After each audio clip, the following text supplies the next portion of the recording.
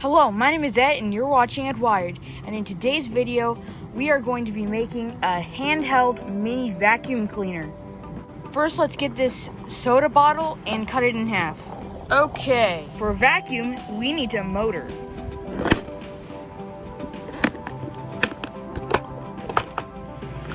This one should work. This is a 3 to 9 volt DC brushed motor. Now let's get the bottom half of our soda bottle and drill some holes. Okay, we're done.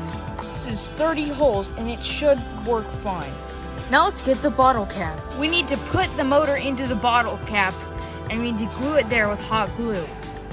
So while the hot glue gun heats up, let's make the propeller. I used a soda can to make the propeller, and it's like this. Okay, glued the motor into the bottle cap. Now let's glue the propeller to the motor. Okay, glued it to the motor.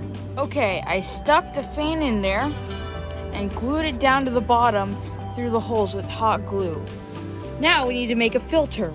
Paper towels actually have multiple layers, so I'm ripping mine apart to get the thinnest layer possible so the most air can come through. Okay, I glued the filter onto the bottom half of the bottle.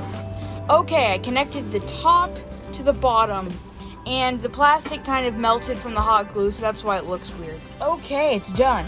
I put a smaller tip on here so it can suck in the things that were sucking faster, and I connected it to my variable power supply. Here we go.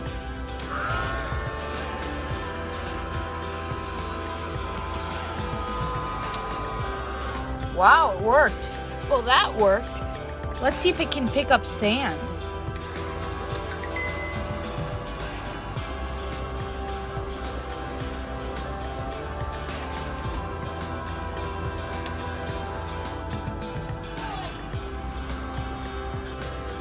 How about this finer dust?